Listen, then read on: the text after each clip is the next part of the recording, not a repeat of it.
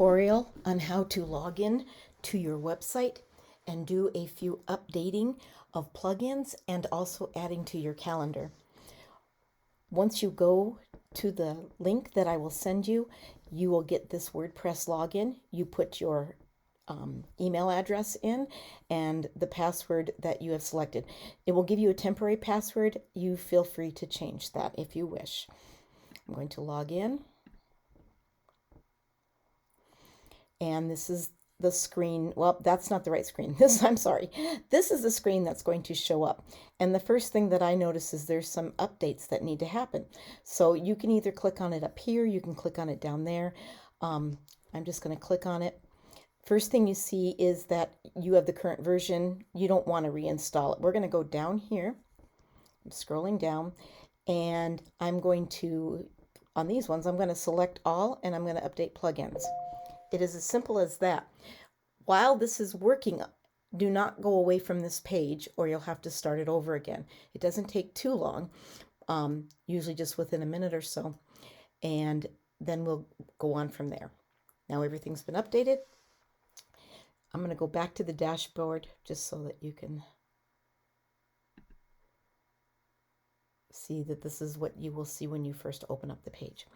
Okay, we are going to go to the left and we are going to go to events and we're going to go to all events. And these are where I have listed the events that you had sent me of when the worship services were, when the communion services were and such. Let's do a new one first, okay? I am going to hit add new. I could also go over here and click add new. Either way, it's going to be the same. The name of your event is also how it's going to appear on your front page. So if you are going to have, let's say you're going to have a potluck after church and you just call it potluck, then we're going to add a time. Now there's a spot down below to add time. It works better on the calendar if we add it right here. So I'm just going to say it's going to be at 11 a.m. like so. The other thing to note, if you have a long title to something, let's say I'm going to say potluck in honor of our new members at 11 a.m. The calendar will want to put this in one long line, therefore cutting off half your words and your time. So what we can do, and basically it's just a little bit of HTML, we're going to put a break in here. So we're going to put an open bracket, we're going to put BR for break and close the bracket. That's about how long or how wide the text can be. So I need to put in another one.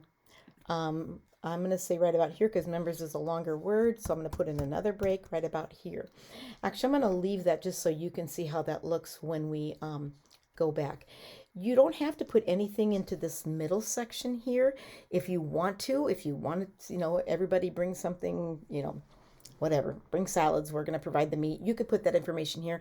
That will not show up on the actual calendar or on the front page. It will show on it if the people hover over it, and then they'll see the information. So I will just add something so you can see that feature.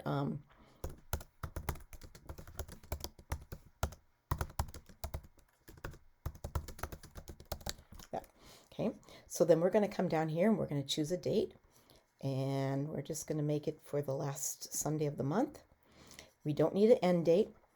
We want a time on here though, even though we're not going to show the time, because if I don't put a time there, it's might put this before your service. Well, your service is at whatever time it is, I'll say 9 o'clock, and then the potluck will show up that it's earlier than that, so you want things ordered by time on your page. So I am going to go down to here, and I think we said we would have it at 11. I'm going to click 11. I'm going to click this.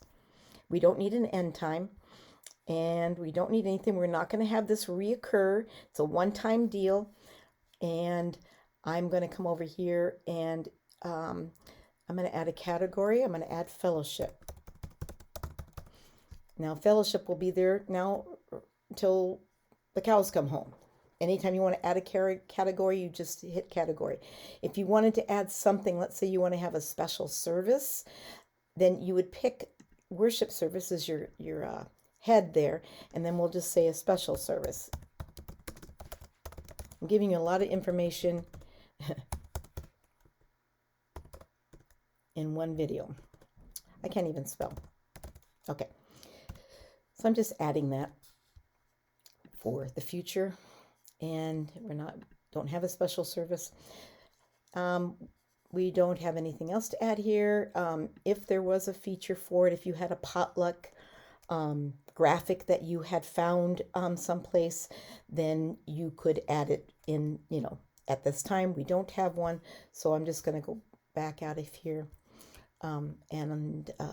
We are going to save this. So we just hit update. And I'm going to go to your front page. To go to the front page, I don't know if you saw it, I went up here to the left, I hit visit site. And if I go down to events, only 4 show up here. So that one's not going to show up because this is only for the next 2 weeks that this stuff is showing up, or the next 4 events actually. But I can go into the calendar, and I'm going to go down to the one at the bottom. If you'll notice here, we have potluck in honor, and then we put our break. Now that those BRs don't show up here, but those where we added our breaks. Now you can see once I hover over this, it says bring your favorite dish to pass. If I click on it, and let's say there was more verbiage there that wouldn't fit in that little bit of a window that opens up, then all that would be included in this section right here. I'm going to go back into the dashboard again where we were at before. I'm going to go to events again, and I'm going to go to the Bible study that you have every single week so that you can see how to do a reoccurring. So you'll see the breaks here again because it would be too wide and it wouldn't fit across your calendar square. We have Bible study checked over here. We entered a featured image. Basically, again, all you do is go into here. I removed it. We go and we find Resurrections Bible study, which was this one. And I hit set featured image, and there it is again. And here's the date. Now, WordPress put this in. I did not. I can take it away and it'll do that again for itself. Here's the time. I've got it checked. Now, I want this to appear weekly. So I clicked weekly, and it will occur every week on the same day of the week. Now, I could choose an end date. If you know that you're not going to have Bible study after June, we'll say, for the summer, you can click ahead to June. If you know that we'll just say over Memorial Day weekend, which this year is probably this weekend, then you could say that that would be the last time that it'll occur, and you can pick a date like so. I'm just going to click out of that because we're not changing this. Now, let's say you know that you're not going to have Bible study on the 22nd because you have a baptism, we'll say, to do, or something else to do, or just something it doesn't work out. You can click that, and then it will exclude it. It will not include it on the 22nd, yet it'll still repeat weekly after that. And you can click more. Let's say, we go into February and we know we're not going to have it on the 19th, then there's another date. If you know, like over Easter, that you won't be having Bible studies, you can click that again during like Easter Sunday and whatnot. So that's what that's for there. Again, I'm not going to change that right now. And so that's all there is on that. Bible study's been checked over here. And I'm going to click update just to make sure that everything's the way it's supposed to be. And go back, Resurrection Bible Study. I always like to check to make sure it's still there. And there it is the way that it was before. When I hover over it now, no little window opens up except for just what the title is, because, excuse me, we didn't put any special instructions, which, like I said, it doesn't really need. That's the basics. If there's anything else you need, please, please ask, and I can make another special video just for that. Thank you.